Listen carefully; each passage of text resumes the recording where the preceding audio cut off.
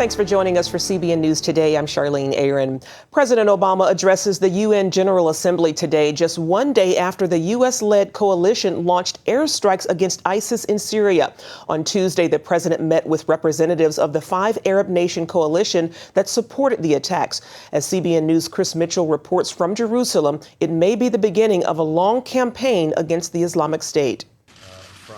President Obama met with the representatives at a United Nations meeting. Well, it is a wonderful opportunity for me to welcome these leaders, friends, partners from the region, and to say thank you to all of them for their participation and commitment to rolling back the violent extremism that has so disrupted Iraq and Syria and threatens the region as a whole. The Pentagon briefed Israeli officials before the attacks and said their initial assessments indicated the strikes were successful.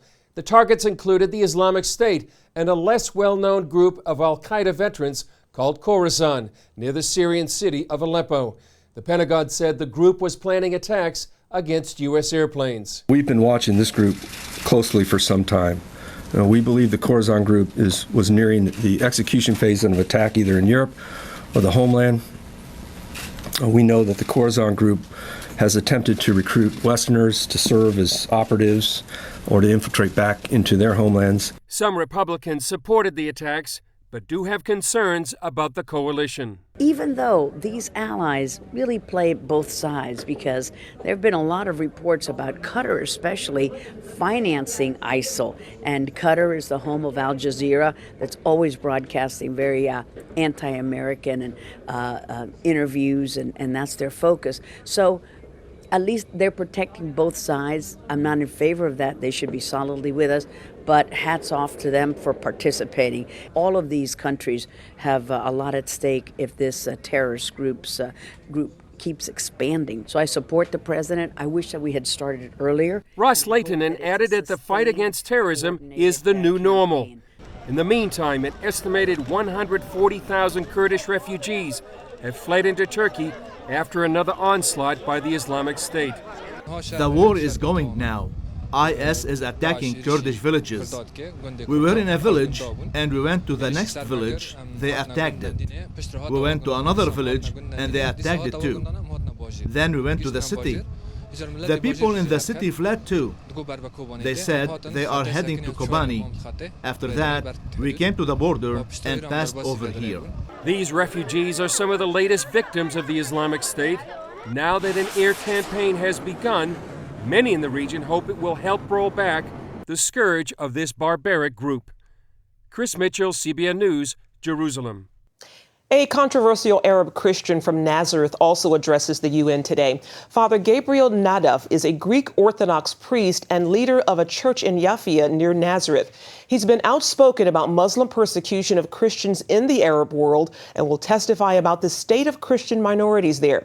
He's been denounced by Arab members of Israel's parliament for encouraging Arab Christians to become part of Israeli society.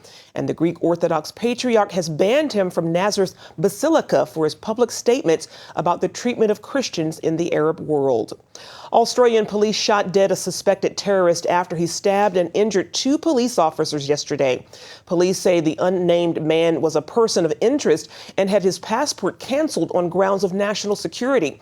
The 18-year-old man carried out the attack after he was asked to answer questions at a Melbourne police station.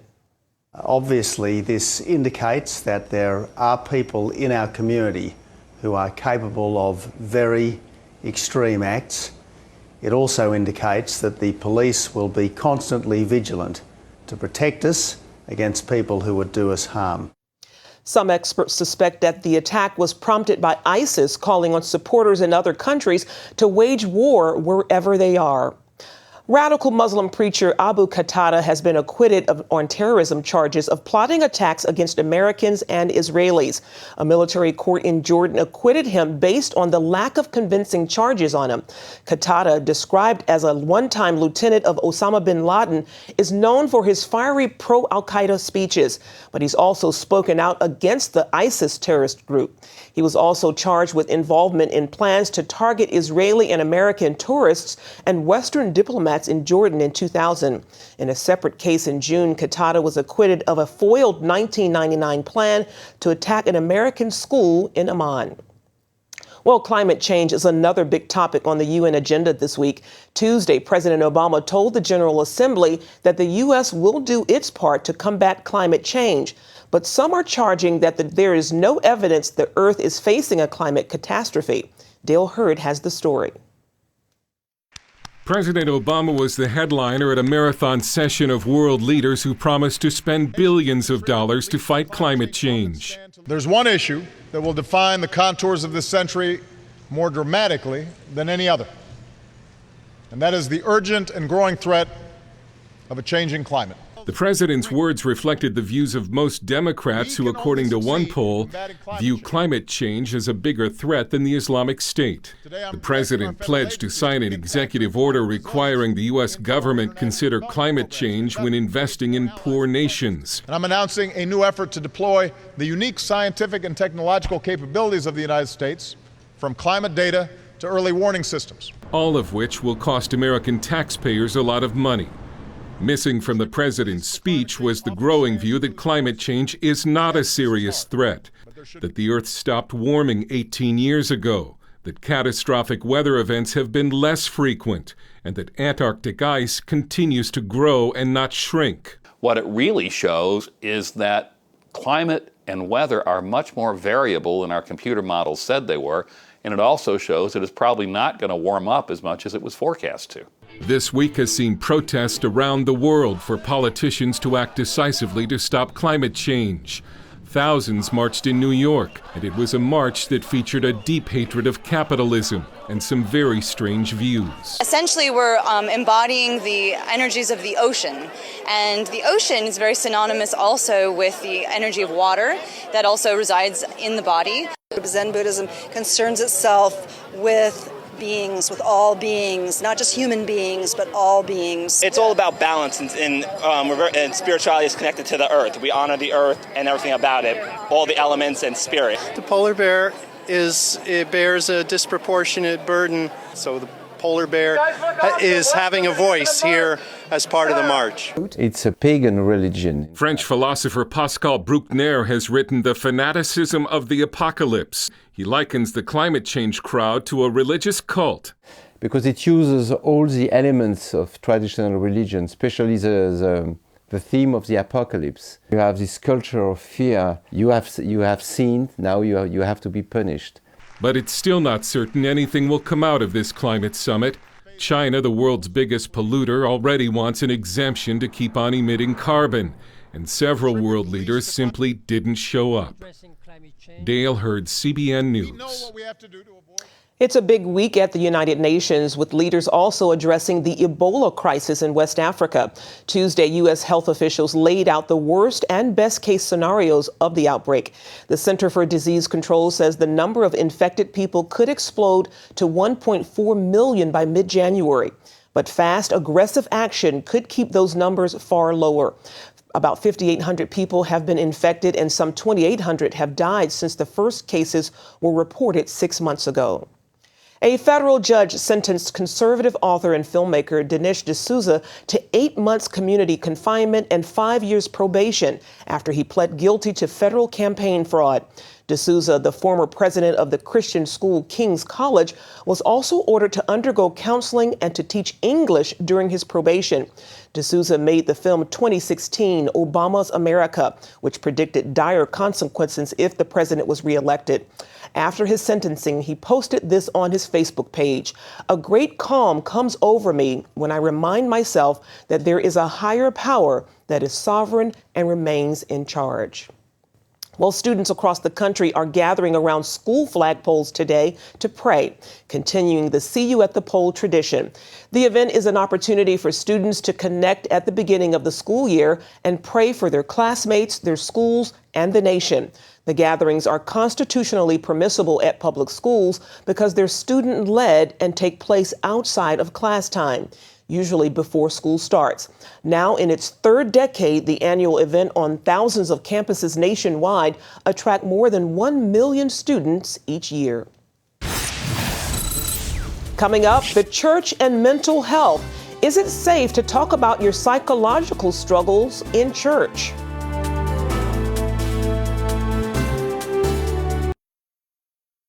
Hello? Is this thing on? Hey, kids, do you love games? And do you love discovering things? Well, do ya? Then you're gonna love this. It's the new free Superbook Kids Bible app. You can play games, watch videos, find answers to your questions, and a whole lot more. The new Superbook Kids Bible app. Free downloads available on iTunes and Google Play now. There are calls for the head of the FDA to resign amid charges that agency policies have helped cause a crisis of addiction to painkillers.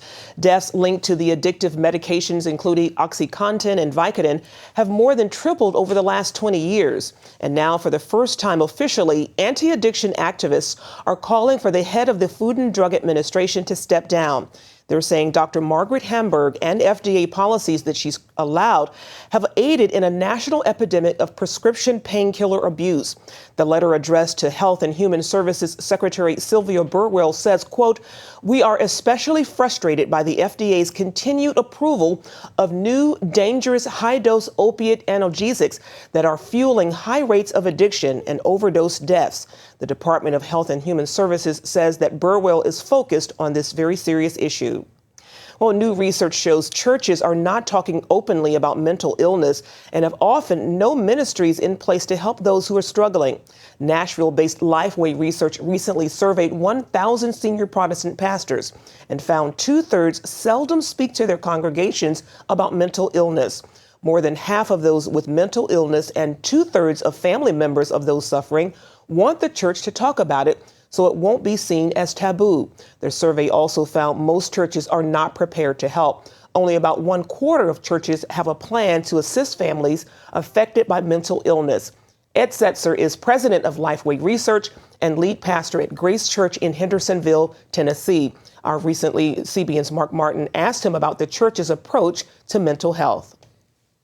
People in church talk about cancer, heart attacks, and other health conditions all the time, but this survey shows pastors rarely speak about mental illness. What's going on? Well, I think part of it is the stigma that's attached to mental illness, and perhaps even particularly in the church. We found that in our research that of the Protestant pastors we polled, 66% spoke to their congregation about the issue of mental health or mental illness once a year, rarely, or never. So that's the vast majority. Yet, most studies say that about 1 in 4 people will suffer or struggle with mental illness in a given year. And so if 1 out of 4 people in your church were going to struggle with cancer, I'm pretty sure you'd have a regular series that dealt with that issue. And so we see a great challenge that churches have got to talk about this to end the stigma and help people find help and really the ministry that they need to be found and rooted in the local church. Now, I understand you also found that many people struggling with mental illness and their family members want the church to talk openly about it. Did that surprise you? It did. Well, the contrast surprised us. On the one hand, you have 66% who pretty much once a year, rarely or never speak on the issue. And yet there were 2 other samples that we surveyed in the study. One of them were family members who struggle with mental illness, of those who struggle with mental illness, and then actually people who struggle with mental illness. And strong majorities in both. 65% of the family members said they wanted the church to talk more. 59% of those who struggle with mental illness want to talk more. And when it comes to pastors, sermons break stigmas. When you're talking about something, teaching about it, teaching what the Word of God says about the need for exhortation and spiritual help and encouragement, but also letting people know that mental illness is just that. It's an illness. It's not a sin to be sick, and to recognize that there are helpful means and practitioners outside of the church that can partner with the church to assist those struggling with mental illness. This next stat I found disturbing. You found that only a quarter of churches have a plan to actually help families dealing with mental illness. Why do you think so few do? Well, what's interesting, when we actually surveyed the family members of those who struggle with mental illness, they thought it was even less than that. So the pastors said that there was a plan, but the people maybe aren't so aware of the plan. I think that part of the reason is that sometimes the church doesn't think it's its role to be involved in this. That's the medical professionals, but it's not. These are our family members. These are our friends. These are the children or the adults of people or people in our congregations. So what I would say is don't be afraid to own the reality that mental illness is real, present, and prevalent in the church, and to find ways to minister, to have ministries. Support groups can be there.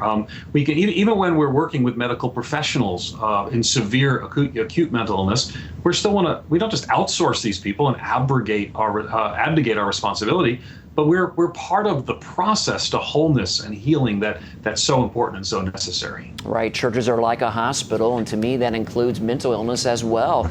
Well, what can churches do to start the conversation and begin to think about ministry in this area? Well, one of the things that this project was actually co-sponsored by Focus on the Family, and if they're interested, they could go to thrivingpastor.com/mental health, and there's a brand new resource that they've just developed and other resources that'll assist churches and pastors to create more effective ministries. Most obviously, I would say talk about the issue. Let's not make it taboo. Let's talk about it. Let's move that 66% number in the downward direction with more people talking about how the gospel shapes and changes every area of our life, how mental illness is a sickness, and much like we go to the doctor for a broken leg, we can go to the doctor for mental illness if there's a need to do so. But let's also not isolate ourselves as the church. Let's be a part of a community of care that includes caring people that ultimately can lead to greater health and wholeness and really ministry. It's a great area of ministry. Pastors and church leaders who are watching, there's a lot of hurting people who need you to show and share the love of Jesus in a broken and lost situation, and what an opportunity for us to do so. Amen. Dr. Ed Stetzer of Lifeway Research, thank you, sir, for your time today. Thank you. Up next, the Navy SEAL who took out 4 al-Qaeda leaders while being shot 27 times himself. See how God answered his prayer after this. Welcome back to CBN News Today. Navy SEAL Mike Day had never been shot until one night in April of 2007. Al-Qaeda terrorists opened fire on Day, hitting him more than 24 times. Mark Martin brings us the miraculous story of his survival. This body armor took more rounds than it was supposed to. Body armor capable of handling only one round took multiple hits at close range and held together. They advertise that it can take one round, and that it falls apart to the point where they say that it's not supposed to stop any more projectiles. And this whole gunfight was inside of 10 feet. Retired Navy SEAL Senior Chief Mike Day says any one of these rounds should have killed him. Just another sign that, I shouldn't have survived it. What you're looking at here is not supposed to have been able to happen. And that's just one part of the miracle. On the night of April 6th, 2007, in Iraq's Anbar province, Day's team of Navy SEALs and Iraqi scouts were on the hunt for a high-level al-Qaeda cell. Day says the terrorists had shot down 2 helicopters, killing everyone on board. Being the first to enter a 12-by-12 room where 4 al-Qaeda leaders waited to strike proved to be almost deadly for Day. Upon entering that doorway, they all just opened up on me. It felt like somebody was just beating me up with sledgehammers. After I figured out I was getting shot, I said, God, get me home to my girls. That was my first prayer to God, real prayer.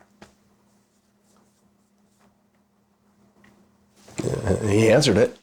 A prayer to be reunited with his wife and daughters.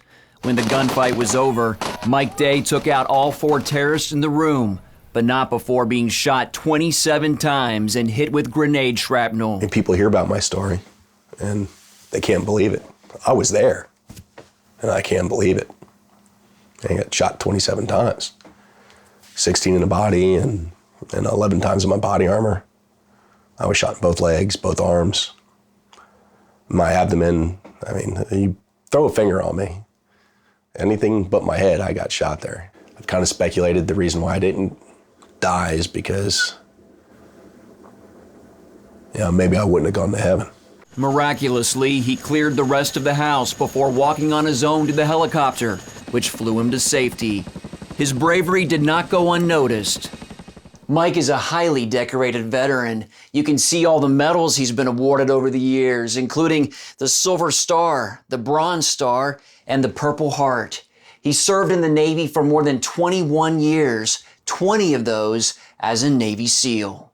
While in the hospital, the Navy SEAL lost 55 pounds in 2 weeks. He says it took around 2 years to physically recover from his injuries, although he still deals with constant pain. Like so many veterans, doctors diagnosed Day with post-traumatic stress disorder, or PTSD, and traumatic brain injury, the invisible wounds of war. You lose a leg, it's a limb.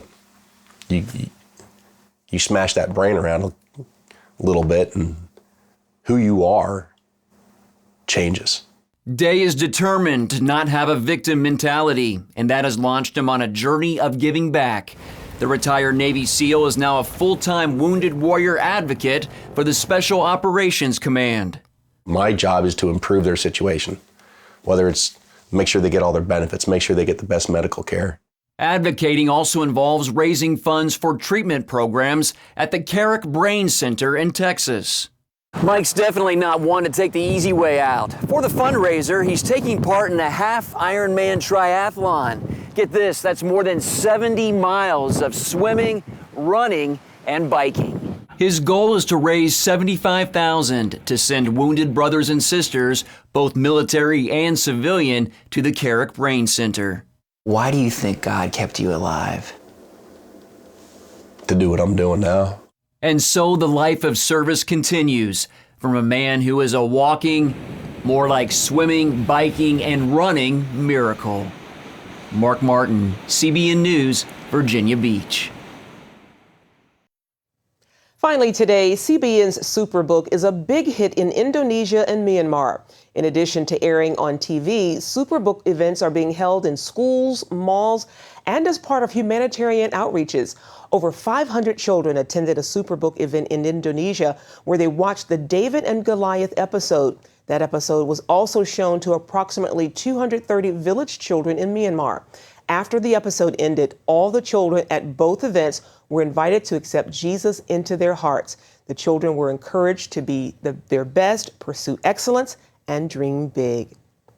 And that's it for now on CBN News Today. You can find more of our exclusive coverage of the issues you care most about at cbnnews.com. We hope you join us next time. Have a great day. God bless.